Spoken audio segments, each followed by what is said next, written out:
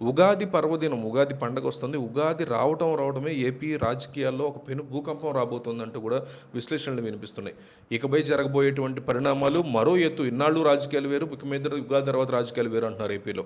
రాష్ట్రంలో అధికార మార్పిడి దిశగా అడుగులు పడుతున్నాయి అనేటువంటి ఒక బలమైన పుకారు చాలా స్ట్రాంగ్‌గా నడుస్తుంది. ముఖ్యంగా నారా లోకేష్‌ని ముఖ్యమంత్రి కుర్చీలో కూర్చోబెట్టేందుకు ముహూర్తం ఖరారైంది అనే వార్తలు కూడా రాజకీయ వర్గాల్లో వేడి పుట్టిస్తున్నాయి. అయితే ఇది నేరుగా జరుగుతుందా? ముందుగా మంత్రివర్గంలో భారీ మార్పులు చేసి ఆ తర్వాత లోకేష్‌కి బాధ్యతలు అప్పచెప్తారా అనేది ఇప్పుడు మిగిలినటువంటి ప్రశ్న.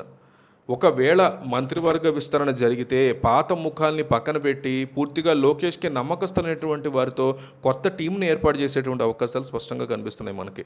ఆ తర్వాత ఒక మంచి రోజు చూసుకుని ఆయన్ని సీఎం పీఠం ఎక్కించేలాగా పక్కా ప్లాన్ కూడా సిద్ధమైనట్టు తెలుస్తోంది. ఇవన్నీ కూడా పుకార్లుగా ఉన్నాయి. ఇప్పటికే తెలుగుదేశం పార్టీలో కీలక నేతల మధ్య ఈ విషయం మీద అంతర్గతంగా చర్చలు నడుస్తున్నాయని, డిస్కషన్లు ఉన్నాయని, వాళ్ళకి కన్ఫర్మేషన్ కూడా ఇచ్చారనే వార్తలు వినిపిస్తున్నాయి. చంద్రబాబు తర్వాత లోకేష్ నాయకత్వం వహించాల్సిందే అనేది అందరికీ తెలిసినటువంటి విషయమే ఈ దేశపు వారసత్వ రాజకీయాల్లో. అయితే అది ఇంకా కార్యరూపం దాల్సిన టైం ఉందా, ఇప్పుడే చేస్తారా అనేది క్వశ్చన్. ఇప్పటివరకు తెర వెనక ఉండి చక్రం తిప్పినటువంటి లోకేష్ నేరుగా పాలనా బాధ్యతలు స్వీకరిస్తే వచ్చేటువంటి మార్పులు ఎలా ఉంటాయి అనేది కూడా అందరూ ఆసక్తిగా ఎదురు చూస్తున్నారు. అయితే ఈ మార్పుల వెనక మిత్రపక్షాలైన జనసేన, బీజేపీల యొక్క పాత్ర చాలా కీలకం. ఎందుకంటే అందరూ కలిసి గెలిచారు కూటమిగా. బీజేపీ యొక్క వ్యూహం ప్రకారం లోకేష్ ముఖ్యమంత్రి అయితే రాష్ట్ర రాజకీయాల్లో తమకు మరింత కలిసి వస్తుందని బీజేపీ భావిస్తున్నట్టుగా కూడా వార్తలు వస్తున్నాయి.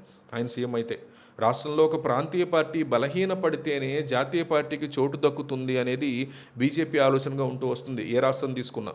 ఎగ్జాంపుల్ బీహార్ చూసుకుంటే నితీష్ కుమార్ విషయంలో జరిగిన పరిణామాలను మీరు ఉదాహరణగా తీసుకుంటే అదే జరిగింది.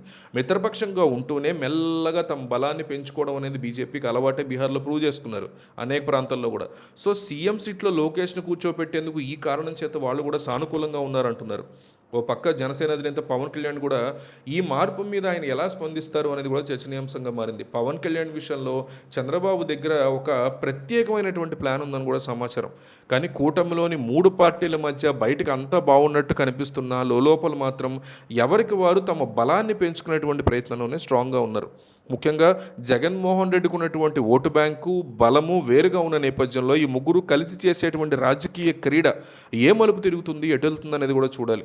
లోకేష్ సీఎం అయితే టీడీపీ మరింత బలోపేతం అవుతుందా, లేక మిత్రపక్షాల యొక్క వ్యూహంలో చిక్కుకుంటుందా అనేది కూడా రాబోయే రోజుల్లో తేలబోతుంది. మొత్తానికి ఈ ఉగాది ఆంధ్రప్రదేశ్ రాజకీయాల్లో ఒక కొత్త శకానికి నాంది పలకబోతోంది అంటున్నారు.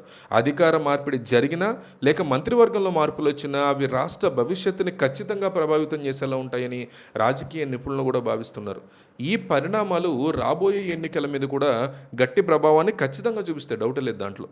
నేను మిమ్మల్ని ఛానల్కి సబ్స్క్రైబ్ చేసుకోండి అని కానీ లైక్ కొట్టమని కానీ అడగట్లా. ఒకే ఒక ప్రశ్న, ఒక పెద్ద సర్వే నడుస్తుంది, ఆ సర్వేకి సమాధానం చెప్పండి.